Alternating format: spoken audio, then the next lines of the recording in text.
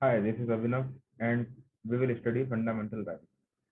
So, fundamental rights are enshrined in our Constitution in Part 3, from Article 12 to Article 35. And here are some basic things about fundamental rights. We have to know, like, what is the state? Political science has given too much definitions of state, but if we look according to our Constitution, we will find that the definition of state is uh, mentioned in Article 12.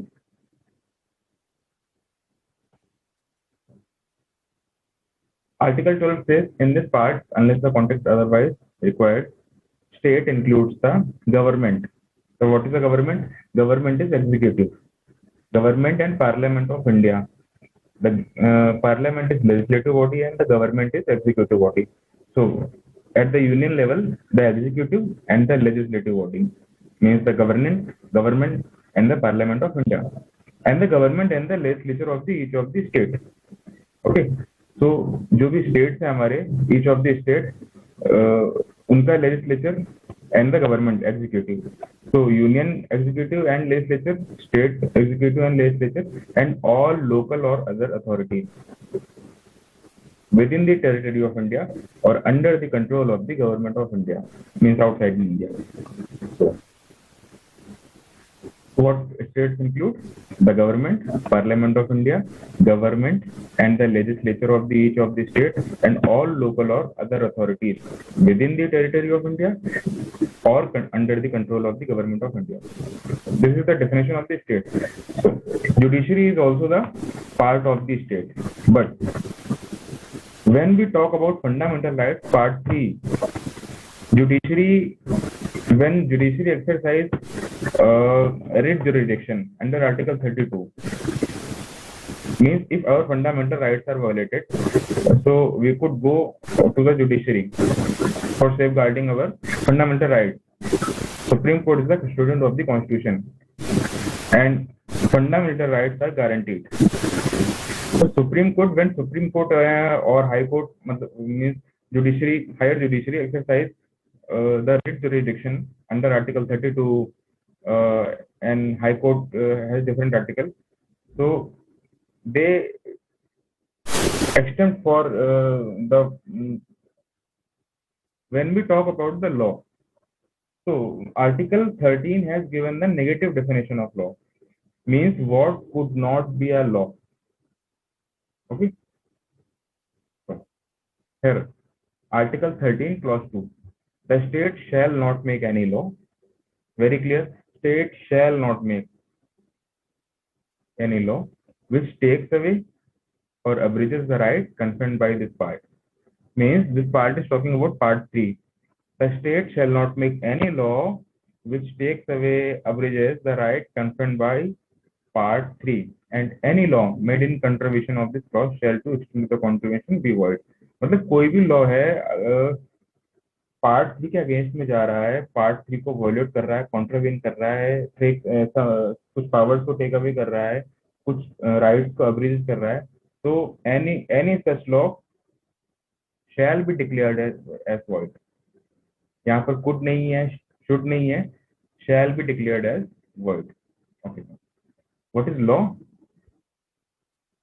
Article 13, Clause 3, Subclause A. Law includes any ordinance passed by President. When Parliaments are basically when Parliament is in the phase of recess, then President pass the ordinance. Order could be anything: presidential order, governor order, any executive order, bylaw, any rule, any regulation, any notification, any custom uses having in the territory of India the force of law. Means anything, any order, legislation, anything shall be considered as law. Okay, so this is a broad definition of law.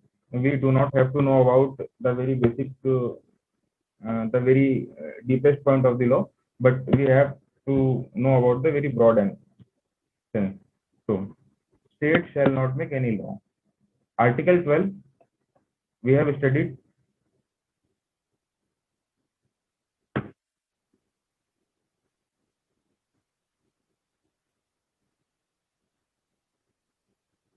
So Article 12, we have studied the definition of state, and Article 13, the definition of law.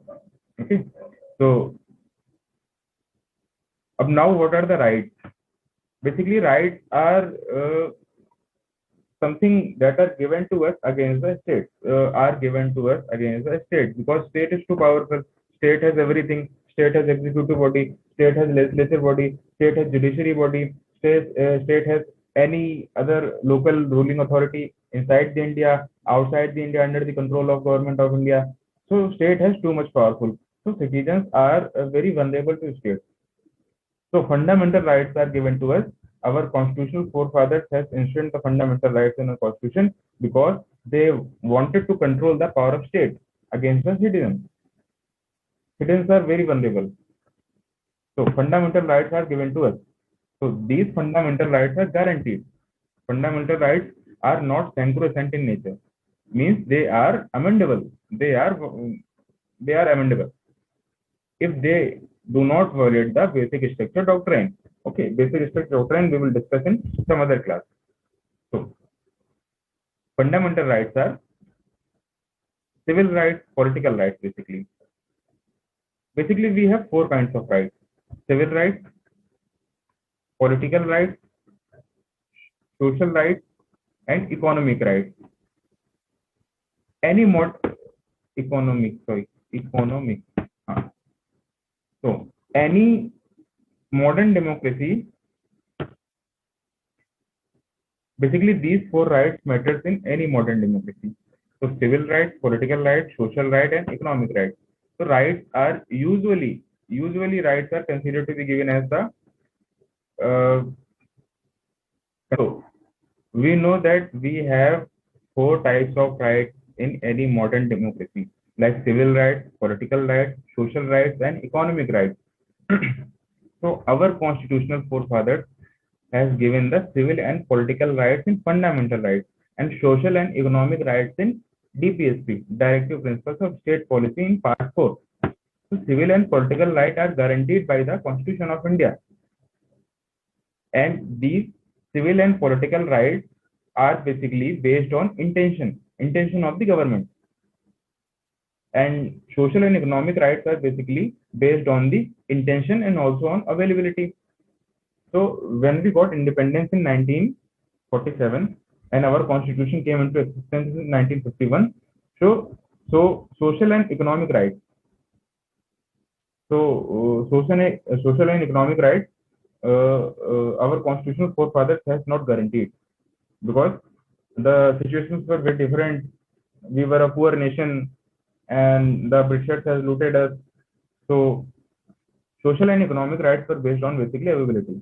So these rights are given to us in directive principles of state policy, though these are not guaranteed by the constitution. Means you could not go to the Supreme Court, Higher Court for the implementation of the social and economic rights. You could not take it by the force of the law. So civil and political rights are given to us. Okay. Acha.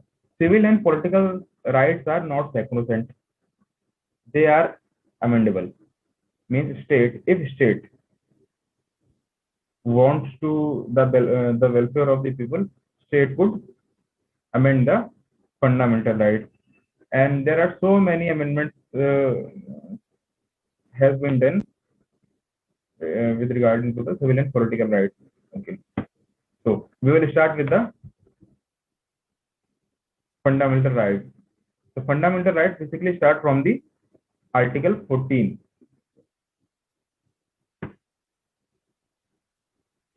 Right to equality.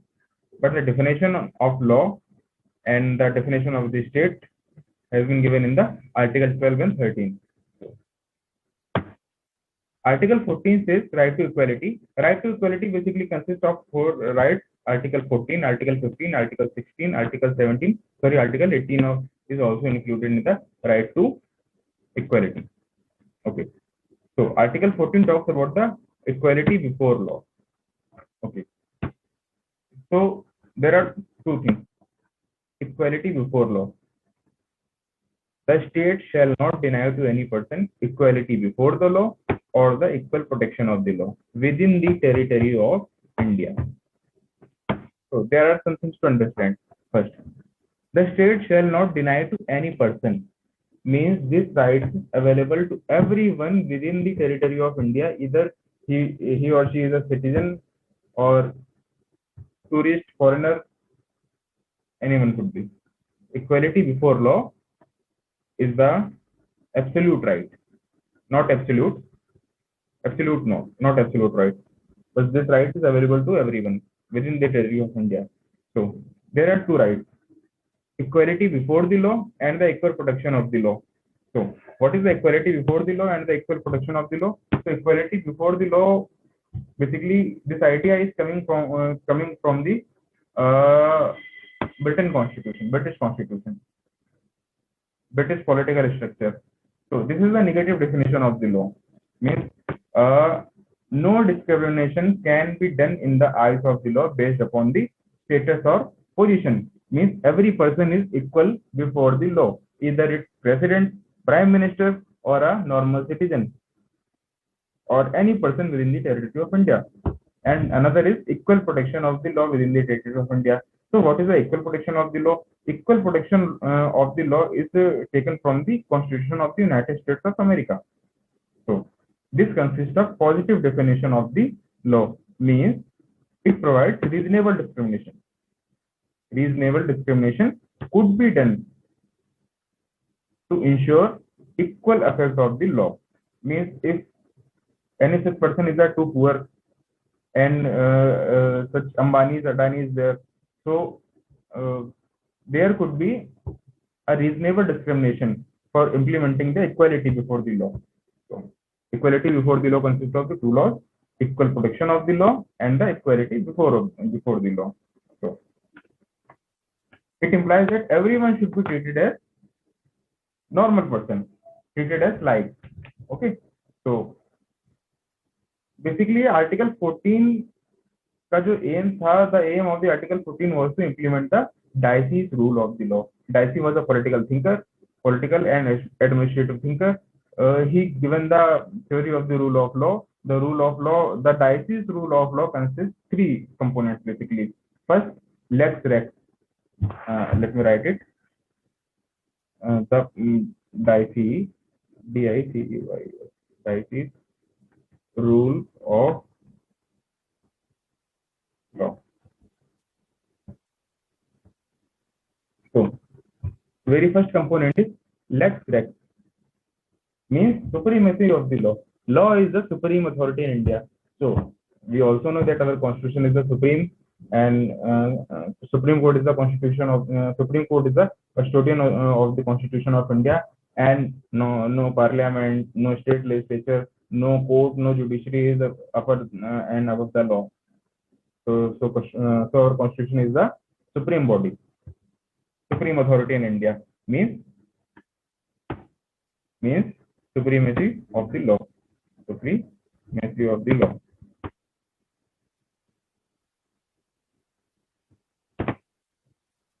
Another principle is equality before the law. This we have studied in Article 14, that no one shall be punished unless provided by the law. Everyone is equal and no one is guilty until proven guilty. Okay. So procedure established by law shall be followed in every case. Okay. So what is the so second was equality before the law. Sorry, equality before the law. And third one is predominance of the legal spirit. This is a very important point. Let me write it: predominance of the legal spirit.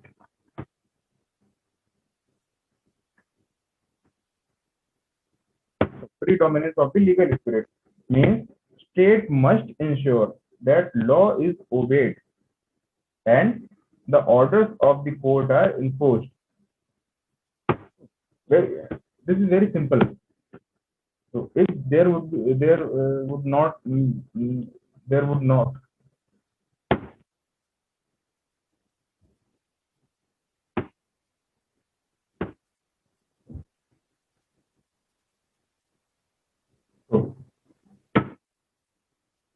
basically concept of the equality was also mentioned in the basic structure of doctrine.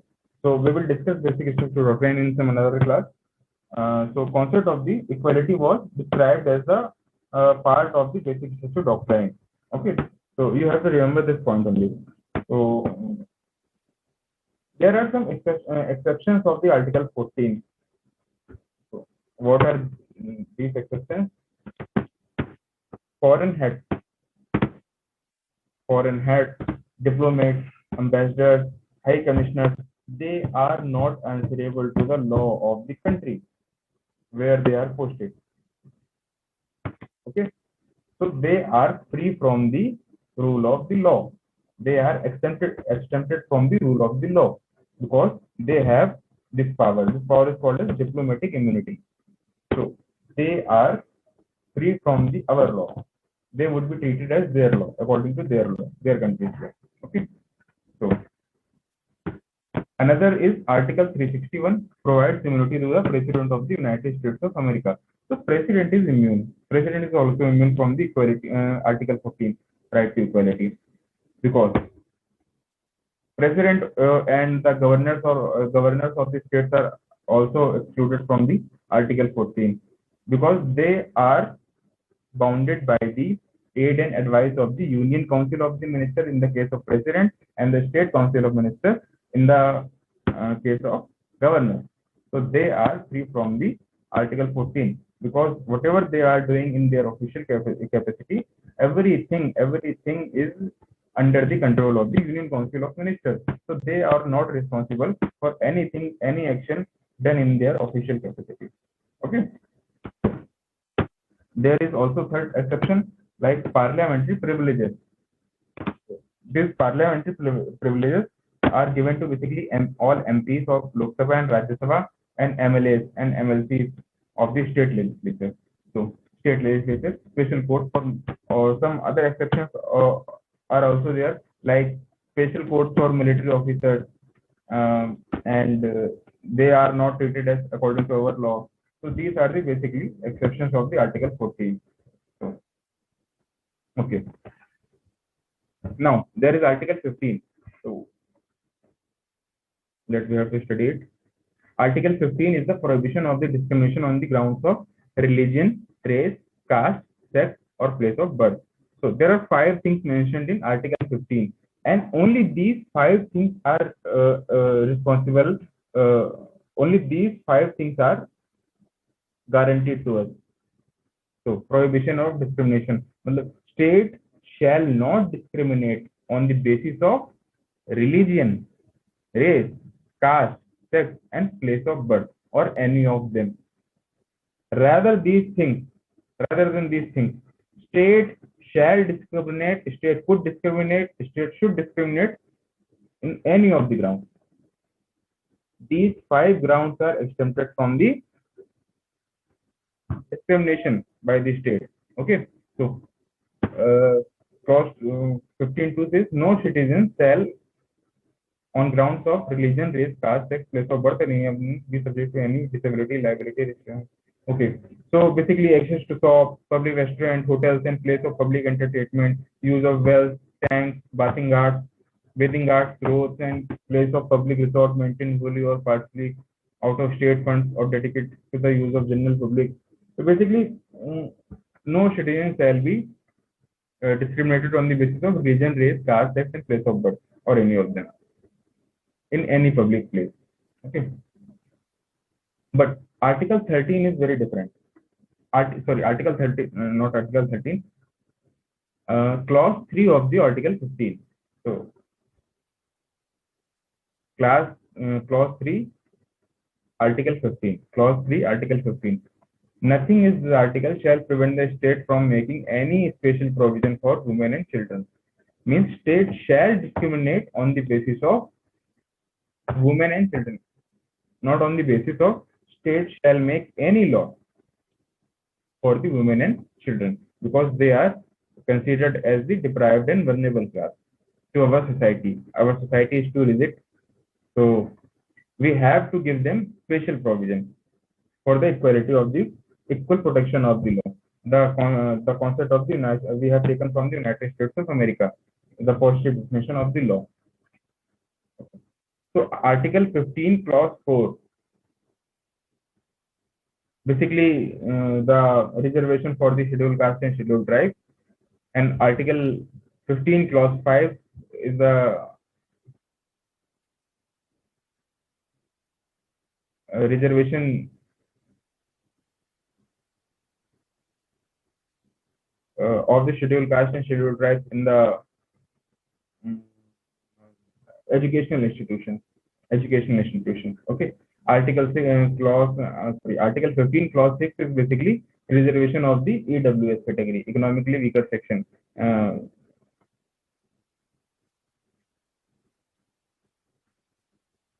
economically weaker section.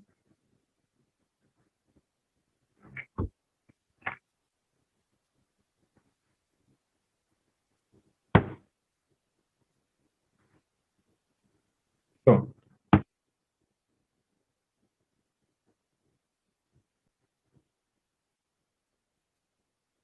so Article 16 talks about the equality of opportunity in the matters of public employment. Okay. So, what are the public employment? Basically, government job. So, there shall be equality of the opportunity for all citizens. So, basically, one thing, Article 15 is for everyone. No, Article 15 or Article 15 is not for everyone. There is clause 2. No citizens shall. So basically, Article 15 talks about only citizens of India, those who are citizens of India. Article 16 also talks about the citizens of India, and these Article 15 and 16 are not available to everyone within the territory of India. These are especially for the citizens of India. So Article 16, there shall be equality of the opportunity for all citizens in the matter relating to employment or appointment to any office under the state. So any office partially or fully funded by the state, so there shall be equality of opportunity for all citizens. Okay, so there are some reasonable discrimination. Uh, First, we will study on which ground state shall not discriminate.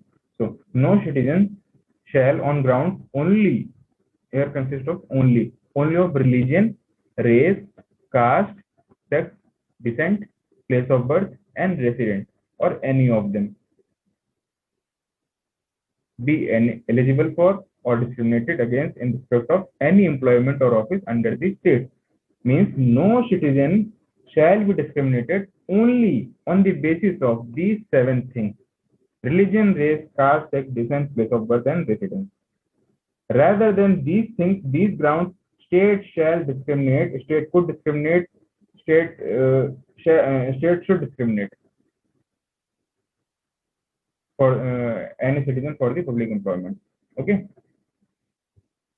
so basically, Article 16, Clause 4 talks about the reservation of backward class, and 4A talks about the Article 16, Clause 4, subclause A talks about the promotion, reservation and promotion. Okay, for the ST and SC community. So basically, public employment के लिए reservation Article 16(4) में, and for the other backward class OBC Article 5, and for the EWS category Article 16, Clause 6. Okay.